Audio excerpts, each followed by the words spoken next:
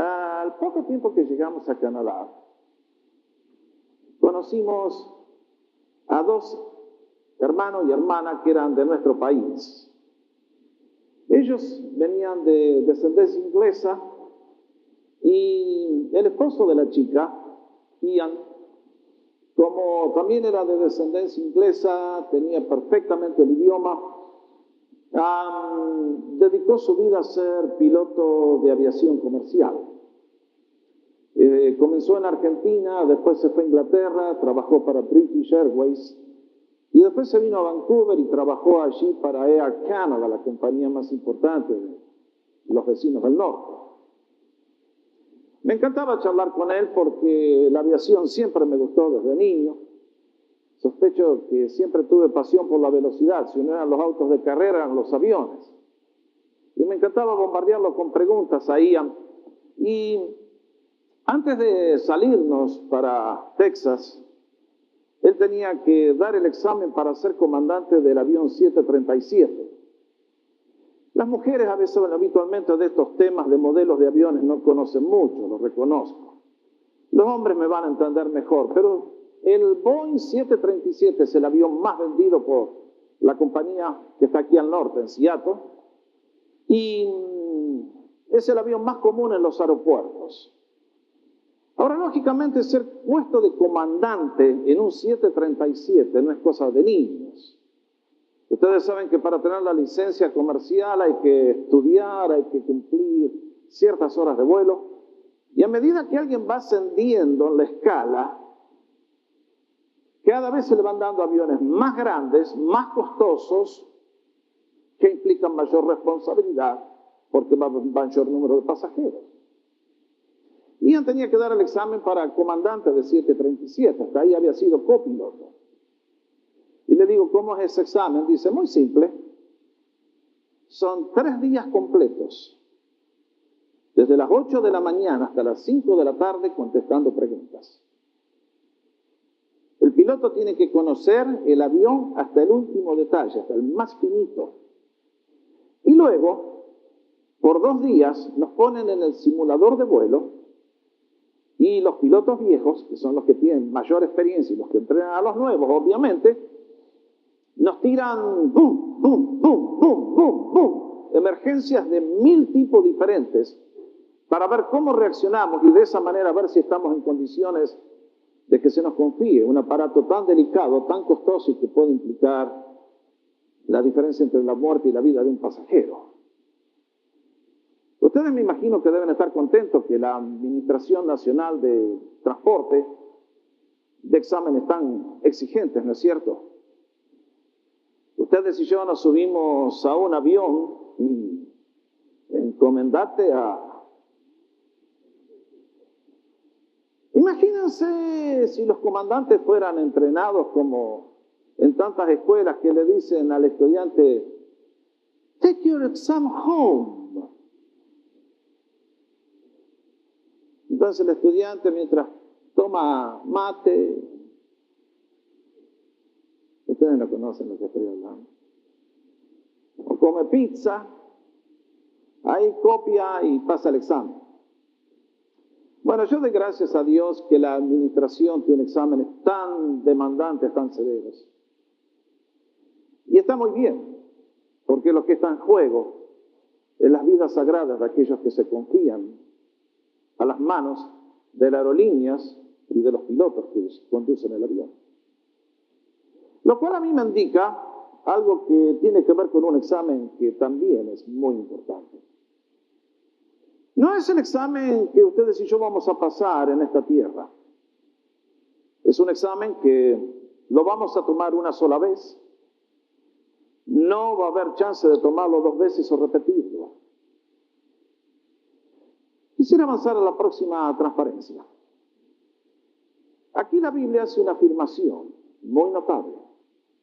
Dice, porque todos nosotros debemos comparecer ante el tribunal de Cristo,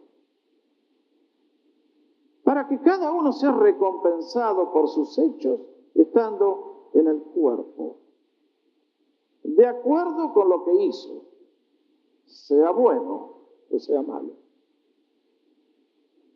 Está establecido un día cuando Dios ha de juzgar a la raza humana. Ustedes y yo vamos a estar presentes. Acá dice enfáticamente, cada uno de nosotros tenemos una cita con ese tribunal.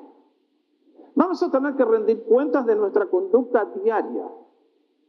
Vamos a tener que ser examinados por lo bueno que hicimos y por lo malo. Y en base a eso se abrirán dos destinos diametralmente opuestos.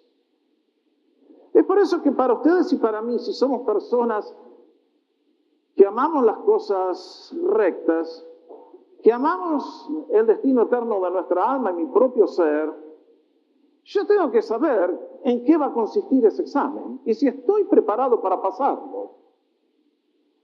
¿A usted le preocupa ese tema? Conozco muchas personas que no les interesan lo más mínimo.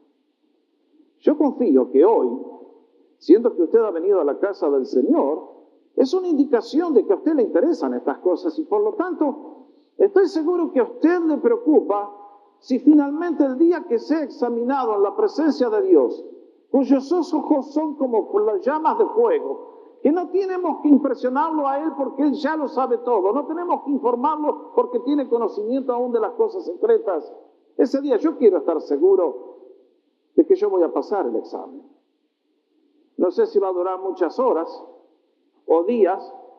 Creo que el Señor nos va a clavar sus ojos a nuestros ojos y en 2 segundos vamos a saber cuál es nuestro destino.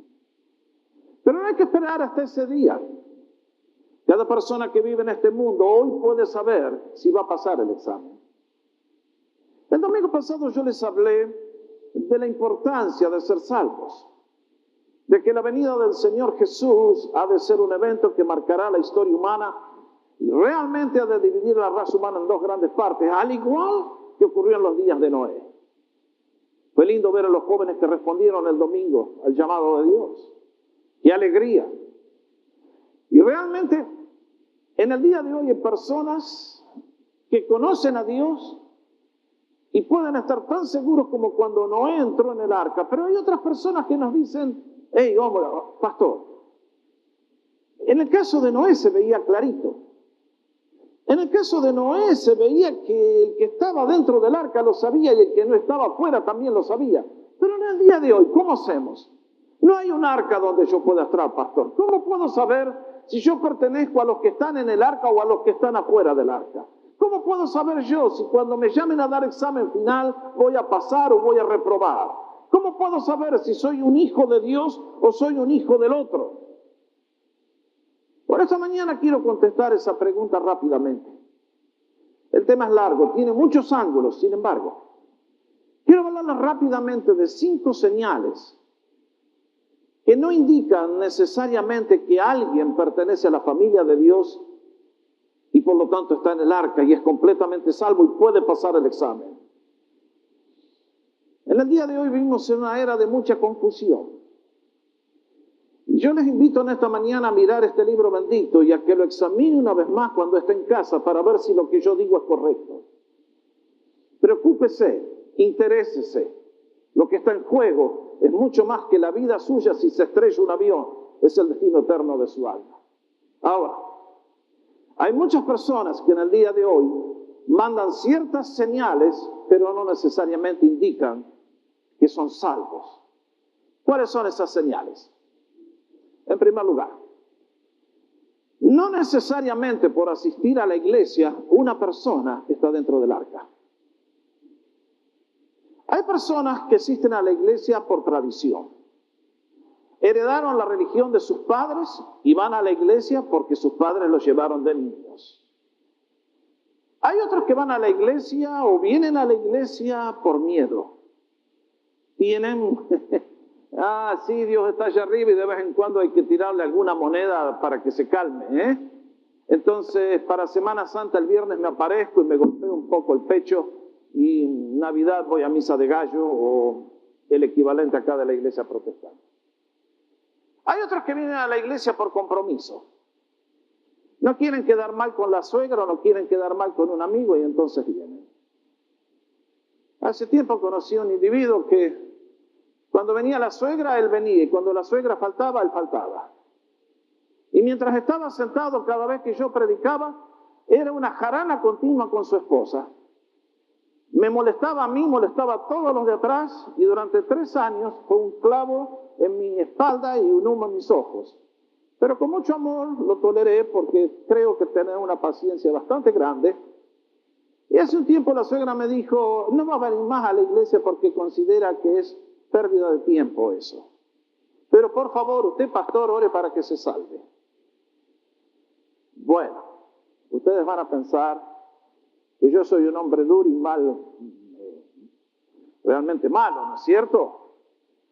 Bueno, mire, si alguien acá quiere orar por este individuo, yo al final del culto le doy el nombre y usted ore por él.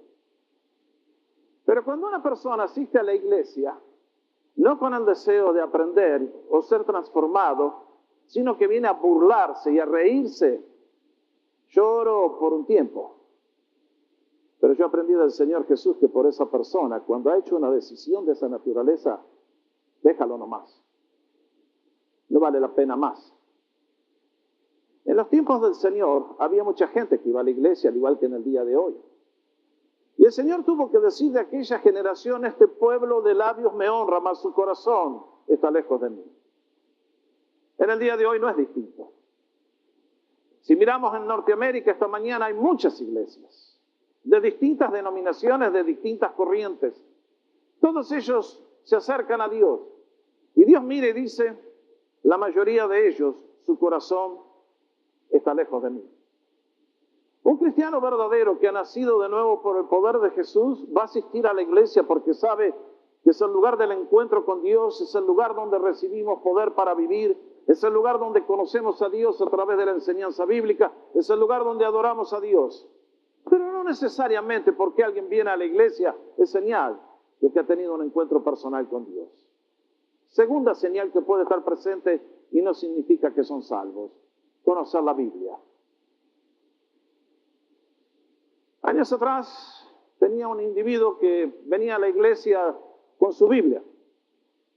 Tenía la iglesia la Biblia de estudios del doctor John MacArthur, un buen maestro que vive aquí en Los Ángeles y ha publicado una Biblia de estudios. Y cada vez que yo abría mi boca, él me tomaba examen.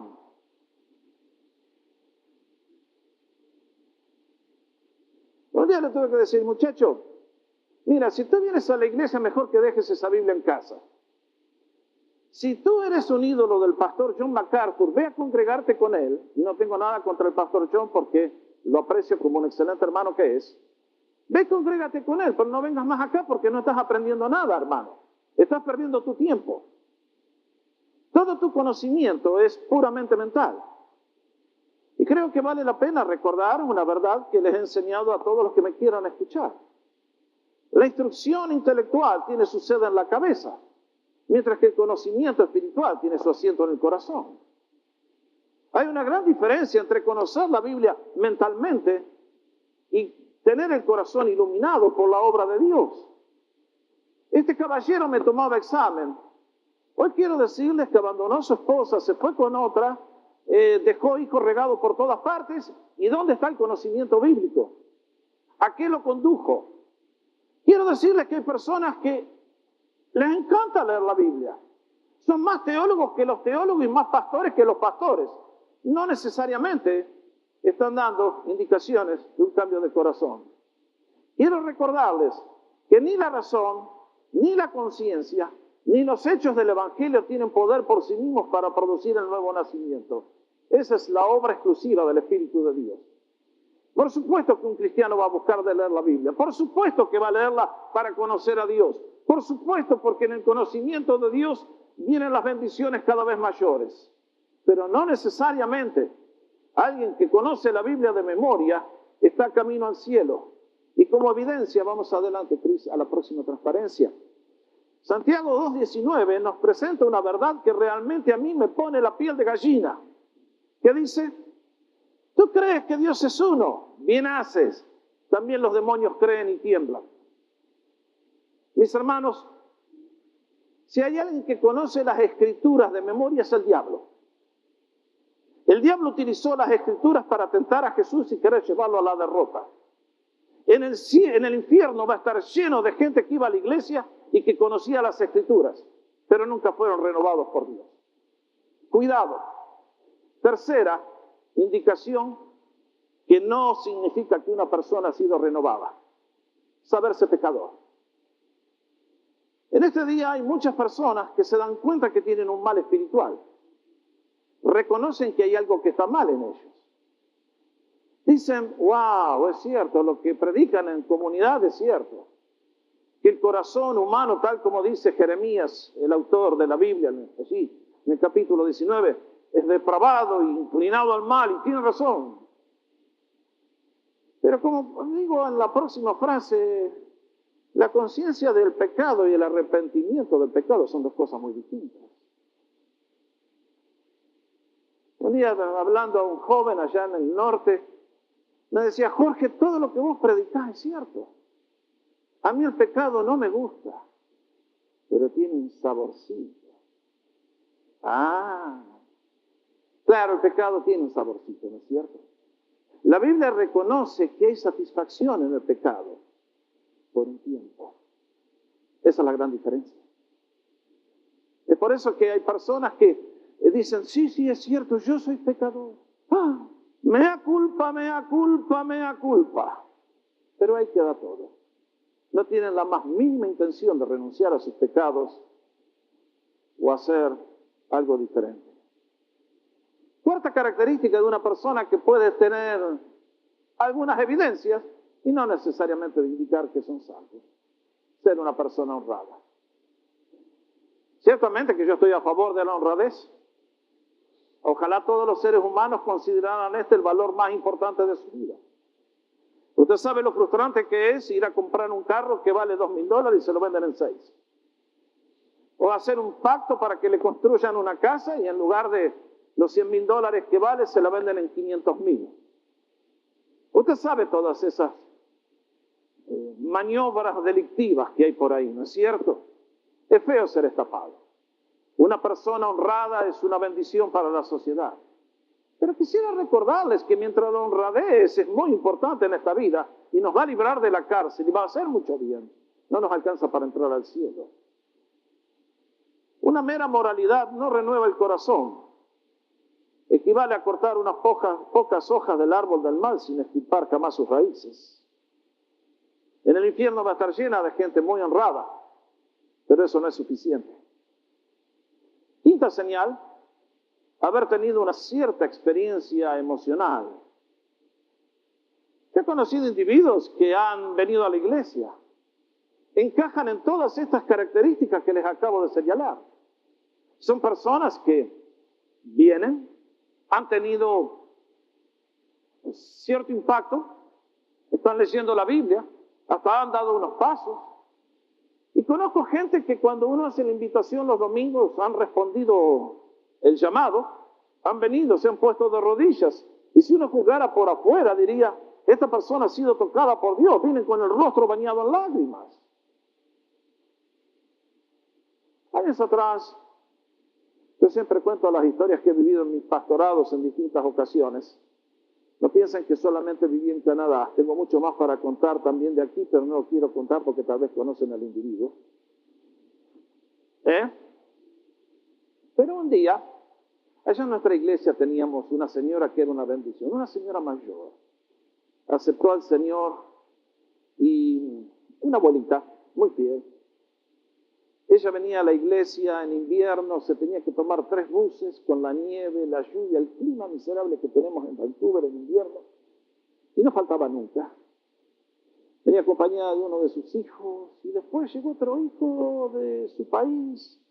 Vino a nuestra iglesia una vez y no pisó nunca más. Procuramos ganarlo para el Señor. La mamá un día murió. Yo celebré el funeral, el hijo, mientras yo hablaba, no quiso entrar al lugar donde estaba. Consideraba que eso de la religión. ¿Para qué? Muy bien. ¿Cuándo sería mi sorpresa? Cuando unos meses más tarde me llama una de las hijas de esta buena hermana y me dice, pastor, ¿puedo oficiar en el funeral de mi hermano? ¿De qué hermano? Sí, de Luis. ¿Y qué le pasó?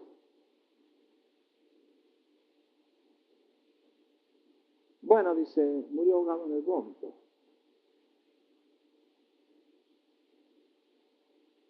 Llamé a mi hermana y le digo, Norma, ¿por qué una persona puede ahogarse en el vómito? Dice, bueno, eso es lo que le pasa a los alcohólicos. El cuerpo se muere. Wow. Hay un momento trágico cuando un pastor tiene que oficiar en un funeral de una persona así. ¿Qué puede decir de uno, de alguien que vivió toda su vida cruzado con Dios? Hablando con la hermana me dice, no, pastor, pero un momento. Él un día pasó al frente en la iglesia.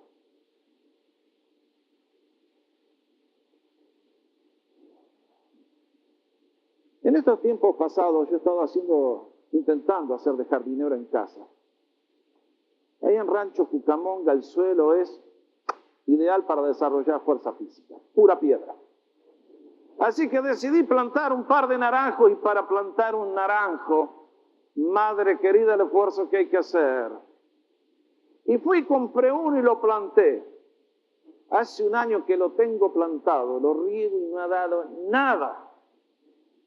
Y uno dice, me acuerdo muy bien el día que lo planté y dónde lo planté, pero no ha dado un solo fruto. Así también son muchas personas. Y un día van a recordar que estuvieron en la iglesia y tal día, el 4 de abril de 2002, pasé al frente y con las lágrimas en los ojos.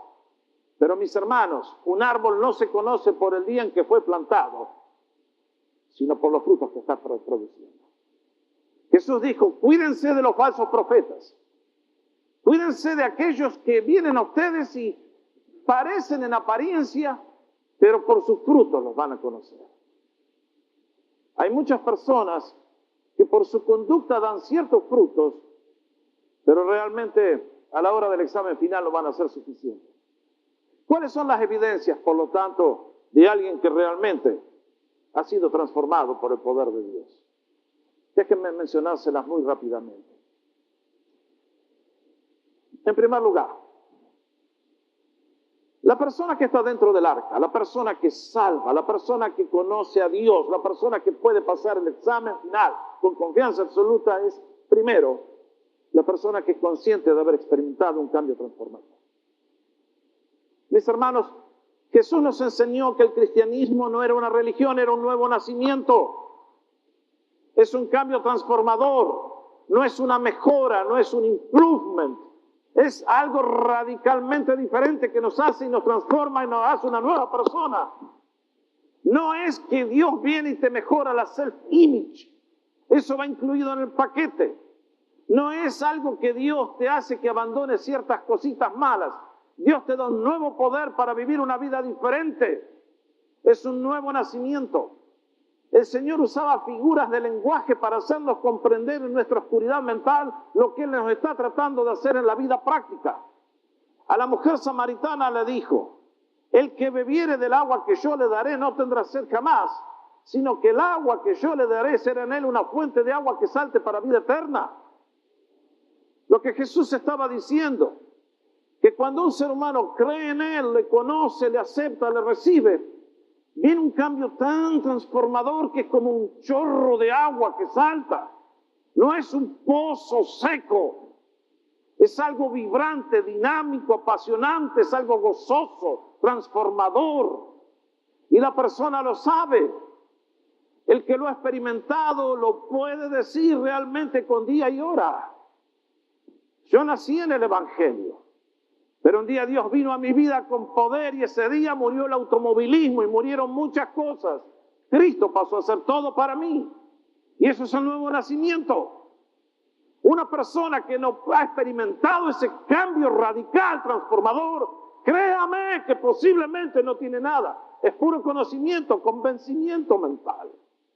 Cuanto más pasan los años, más me doy cuenta de la importancia que tiene el encuentro personal con Dios. Si una persona lo cree mentalmente no es suficiente. Cuando una persona es tocado por Dios hay una conexión espiritual, es como que la corriente pasa y la persona recibe un ¡boom! Si una persona me dice que tiene a Cristo y es igual que ayer, no tiene nada. Cristo no vino para eso. Su testimonio es que cuando nosotros le aceptamos, creemos en Él, Él viene a nuestra vida, hay un cambio tremendamente brutal. Nadie le tiene que invitar a que venga a la iglesia. Usted viene solo porque el Espíritu le dice. Nadie le tiene que decir que lea la Biblia porque el Espíritu le dice. Nadie le tiene que decir nada. Es Cristo en ustedes, la esperanza de gloria. Es Él el que produce el querer y el poder por su buena voluntad. El cristiano no es alguien que lo llevan en carretilla empujándolo. Tiene un motor, es un auto. Cuando uno pone las cosas así, uno se da cuenta que entonces hay muchos que no han tenido nada. Primera gran evidencia, ha tenido un encuentro personal con Dios, ha sido transformado por Dios. Segunda característica, amor apasionado por Dios. El cristianismo es amor a Cristo en acción y es amor apasionado. Por eso incluye que el que conoce a Jesús tiene una convicción de la excelencia de Dios. ¿Qué quiero decir? Que cuando nosotros en nuestra ignorancia y en nuestra ceguera estábamos en el mundo, que cuando el diablo nos usaba como marionetas, que cuando hacíamos todas las cosas que a él le agradaban, pensábamos de Dios, Dios. Eso es lo que pensábamos de Dios. Pero cuando venimos al verdadero Dios, somos iluminados por el Espíritu Santo. Comprendemos el Dios que vive en su palabra y empezamos a ver la infinitud de su ser, sus atributos morales, que Él es Dios infinito en justicia, en santidad y amor, que es infinito en poder, en sabiduría, que es todo lo que el mundo contiene, está en sus manos. Uno cambia y con Moisés exclama: ¿quién como tú, oh Señor, entre los dioses? ¿Quién como tú, magnífico en santidad, terrible en hazañas maravillosas, hacedor de prodigios? El que conoce a Dios no le alcanzan los labios para darle gracias. Ha conocido a Dios, ha conocido a lo más grande que hay en el universo. Ahora es una persona distinta. Antes vivía para sí mismo, ahora vive para la gloria de Él. Segunda característica del amor verdadero a Dios es gratitud por los beneficios recibidos. Si una persona ha nacido de nuevo, se acabó el lenguaje de la queja. Vayan al infierno y todos se quejan. Vayan al cielo y todos dan gracias. Ustedes y yo, si conocemos algo de Dios y si hemos gustado un poquito de su bondad, tenemos que vivir dándole gracias. Vean lo que nos enseña la Biblia. ¿Qué dice el profeta en Lamentaciones? Lo cantamos tantas veces. Bueno, de acá viene esa canción. Por la misericordia del Señor no hemos sido consumidos, porque nunca decayeron sus misericordias. Todos juntos podemos leer. ¿Cómo dice? Nuevas son cada mañana. Grande es tu fidelidad. ¿Se va a acordar? Mis hermanos, ustedes y yo, todo lo que tenemos viene ¿de quién? Del trono de la gracia, de la misericordia de nuestro Dios. Seamos por lo tanto agradecidos cada día.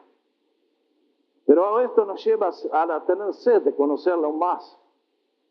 Si uno ha gustado la bondad del Señor, ¿cómo no va a querer gustar más de Él? ¿Cómo no vamos a querer conocerle, amarle, servirle? ¿Cómo nos vamos a conformar siendo unos mediocres y unos perezosos? El que ha conocido a Jesús anhela darle todo, porque todo le pertenece a Él en primer lugar. Tantas veces nosotros, lo invitamos a Cristo y le decimos: Cristo, ven a mi vida, pero te voy a dejar que vivas ahí en el garage. Para vos, Jesús, el garage. Ahí te vamos a poner un pesebre. Y después que vamos conociendo al Señor, nos vamos dando cuenta que Él merece mucho más que un pesebre. Merece toda nuestra casa. Y cuando una persona finalmente ha llegado a ese punto, realmente que se pueda decir que es un verdadero discípulo de Jesús y es alguien que no se tiene que preocupar más por el examen final. Porque ha comprendido que la llave de la casa le pertenece al Señor y dice, Señor, discúlpame. Yo no conocía nada de quién eras tú. Yo creí que te conocía, pero no entiendo nada. Discúlpame, Señor. Yo creí que, pero ahora que te conozco, Señor, y sé quién eres. Y sé que desde antes que el mundo fuera creado, tú ya me conocías. Y que tú ya me habías elegido. Y que tú ya me habías buscado. Y que me extendiste tu gracia, tu misericordia, tu bondad. Que cada día me cubres con tus beneficios. Me llenas de bendiciones. Y me has preparado un futuro que realmente ojo no ha podido ver ni oído entender. Las cosas que tú has preparado, Señor. Toma la llave de mi casa. Tú eres Señor. Yo soy tu siervo. Haz conmigo lo que quieras. Yo te sigo. La persona que llega a ese punto es la persona más bienaventurada que existe en la tierra. Porque entonces tiene todos sus recursos en Cristo. No necesita nada humanamente. Lo tiene todo en Dios. Puede pasar triunfantemente por esta vida. En pobreza o en riqueza, en salud o enfermedad. Hay un poder que lo lleva por sobre todas las circunstancias de Dios. Es una persona invencible. Eso es lo que Cristo vino a hacer. Por eso me gusta lo que decía el salmista en el Salmo 42. Como el ciervo brama por las corrientes de las aguas. Así clama por ti, oh Dios, el alma mía. Mi alma tiene sed de Dios, del Dios vivo. ¿Has sentido alguna vez esta sed? ¿Has tenido este deseo? Todos los que han nacido de nuevo lo tienen, porque es la obra del Espíritu trabajando dentro nuestro. Tercera característica de una persona que ha nacido de nuevo, que está dentro del arca, que pasa el examen final. Un genuino arrepentimiento de los pecados.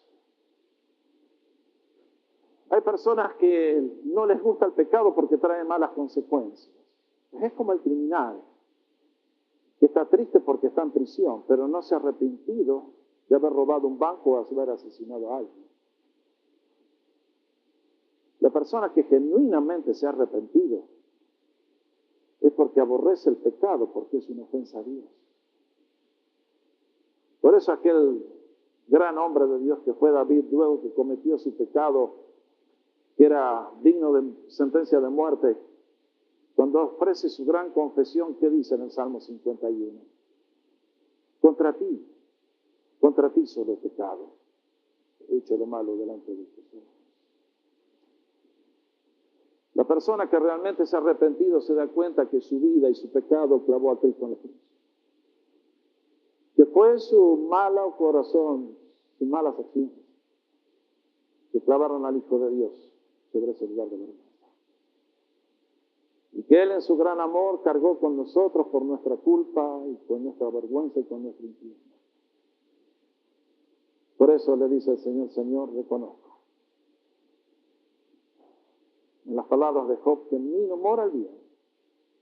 Y por tanto, Señor, dame el poder para vivir una vida que te agrada. Y da la media vuelta. Y al igual que el hijo pródigo que abandonó el chiquero para volver a la casa del padre, abandona el chiquero y dice, no vuelvo más a tomar las algarrobas que comía de mí. Se acabó. Ahora sí ya no sé. Próxima gran característica. 4, que dice. Fe viva en Jesucristo.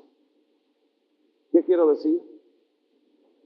Que cuando ustedes y yo nos acercamos a Dios, encontramos que el punto central de este libro bendito es la persona de Jesús. Que no hay nada más grande en el universo que el nombre de Jesús y la persona de Cristo. Porque es Dios hecho hombre. Hecho hombre a nuestra semejanza para poder salvarnos del poder del pecado. Hecho hombre para poder compadecerse de nuestra miseria y tener compasión de nuestras luchas. Hecho hombre para consolarnos y alentarnos y cargarnos en sus brazos. Y uno dice, doy gracias por Cristo Jesús, porque fuera de Él no hay ningún bien posible en esta vida. El apóstol Pablo la tenía bien clarita cuando dijo, porque yo sé a quién he creído. Y estoy seguro que es poderoso para guardar mi depósito para aquel día. Este noble hombre de Dios que había servido a Dios con pasión, excelencia, y plantó el reino de Dios en toda Europa y Asia, ha llegado al final de sus días. Ahora está en una prisión en Roma y no va a sobrevivir. Y mirando para atrás puedo decir, he acabado mi carrera, la he acabado, he guardado la fe y por lo demás me espera la corona de justicia. Hay personas que no saben ni lo que creen. Hay personas que saben lo que creen, eso es mucho mejor. Hay personas que saben por qué lo creen, eso es mucho más avanzado aún. Pero Pablo decía, yo sé a quién he creído. Cristo no era un concepto mental, Cristo era una realidad viviente. Más viviente que la persona que camina a mi lado tomado de mi mano todos los días. Cuando una persona tiene esa fe en Jesús, puede esperar el examen final con tranquilidad. Cuando una persona conoce a Jesús de esa manera, todo el resto es la vida. Última gran señal de alguien que ha sido redimido por Dios. Oración ferviente. ¡Wow! Ahora sí que entramos en terreno ventiscoso. La primera señal de que alguien ha gustado el agua de la vida es que instantáneamente comienza a orar. Automáticamente, sin que nadie le diga cómo tiene que orar, la persona sola comienza a orar. Una de las cosas que algún día voy a hablar fue la conversión del apóstol Pablo. Él iba lleno de odio contra los cristianos, matando, torturando, encarcelando y pidió cartas para ir de Jerusalén a la ciudad de Damasco para encarcelar y matar más cristianos. Y Dios se le apareció en un instante y lo transformó. Y cuando llega a Damasco, le dice a uno de sus hijos, Ananías, quiero que vayas y pongas tus manos sobre Pablo y lo unjas porque lo he llamado para una tarea que él tiene que cumplir. Y Ananías, siendo uno de nosotros, le dice, Señor, no, gracias. Ese vino a Damasco para cortar cabeza y no quiero que la mía sea la próxima. Y Dios le dice, Ananías, anda tranquilo. Y le dio la única señal que fue suficiente para calmarle todos los temores a este siervo llamado Ananías. ¿Qué fue que le dijo? He aquí, él ora. Se acabaron los conflictos. Ananías fue tranquilo. Cuando una persona comienza a orar, no a rezar mecánicamente, tal persona ha sido transformada. La oración es un absurdo para el que no ha nacido de nuevo. En el día de hoy las reuniones de oración brillan. Hay más bancos que personas habitualmente. Cuidado mis amigos. Hay señal que algo no está bien. El verdadero creyente ora. Ora como todos los creyentes, porque es el privilegio más grande que tiene.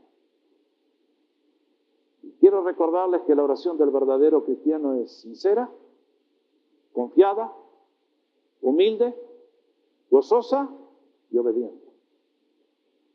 Esas son 5 características de la verdadera oración. Y uno llega aquí y dice, bueno, ahí está el examen. Próxima transparencia. Allí tienen el repaso. ¿Lo quieren leer? Hay 5 evidencias que no necesariamente significan que alguien ha nacido de nuevo. Puede asistir a la iglesia por décadas. Puede conocer la Biblia mentalmente mejor que los teólogos y que todos los pastores. Puede saberse pecador. Puede ser muy honrado. Puede haber tenido, como Luis, una experiencia. Pero me temo que de este tipo de personas, en el lugar equivocado, lo organizan.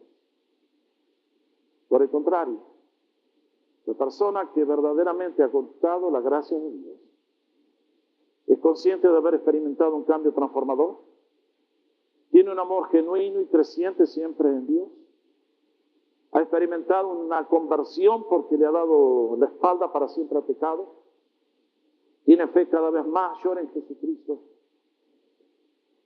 y lo manifiesta con una vida de oración genuina. El apóstol Pablo nos exhortaba a los creyentes de Corinto y por lo tanto nos exhorta a cada uno de nosotros en esta mañana.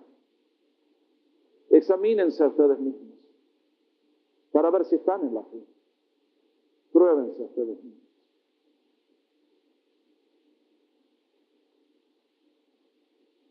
Ion se tuvo que preparar para dar el examen para comandante del 737 durante meses y meses para dar un examen tan importante. Ustedes y yo tenemos que dar un examen que es infinitamente mucho más importante. Cada uno de nosotros, de distintas maneras, Dios nos ha hablado y nos ha enseñado y nos ha dicho, prepárate. Examina tu alma. Cuando lleguemos al momento de comparecer delante de Él, ya no va a haber tiempo para prepararnos y hacer las decisiones que tenemos que hacer. La decisión la tenemos que hacer hoy, en este día, en esta hora. Es en esta hora cuando tenemos que hacer la decisión de si realmente en ese momento crucial, cuando el destino eterno de mi alma se decida, yo llego bien preparado. Y con el apóstol Pablo puedo decir, yo sé en quién he creído y que es poderoso para guardar mi depósito. O, no sé, quizás, tal vez. En esta mañana al traer este tema, al igual que todos los temas, confío despertar vuestras conciencias. ¿Cómo anhelaría que sea el sonido de una trompeta que nos mueve a la acción? El Espíritu Santo está aquí y te busca y quiere cambiarte. Doy gracias por muchos y en este momento, si Dios los llamara a dar el examen, lo pasan con colores brillantes y con notas elevadísimas. Yo quisiera que cada uno que está en esta casa pueda decidir, pastor, yo también. Yo entregué mi vida a Jesús. Me transformó totalmente. Desde ese día sentí pasión de conocerle, de amarle, de servirle, de darle todo. Me deleito en la oración, me deleito en el servicio, me deleito proclamando la grandeza de Dios a todos los que me conocen. Esta mañana recibí el texto anunciando que el papá de Raquel Juárez está en la presencia del Señor. Ustedes lo conocimos. Durante años nos visitó y nos bendijo, llegando con su andador hasta aquí, 102 años de edad. Qué lindo que es cuando uno escucha esa noticia, dice, acá hay alguien que vivió toda su vida bien, conoció a Dios, le dio todo a Dios y no hay nada de qué temer. Qué hermosa que es la experiencia del cristiano que ha renacido por el poder de Dios, ha conocido a Dios, ha manifestado los frutos. Y cuando llegan esos momentos, uno con alegría dice, hermano, el cielo se puso de fiesta cuando tú entraste en la morada del Rey.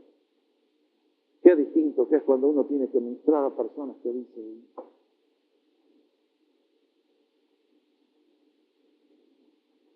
quisiera que el Espíritu Santo apele a todas nuestras conciencias en este día y nos ayude a todos a estar preparados para el examen final.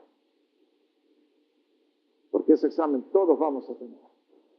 Es necesario que todos comparezcamos delante del tribunal de Cristo para dar cuenta de lo que hicimos en el cuerpo, sea bueno o sea malo. El Señor bendiga a su pueblo. Vamos a ponerlo.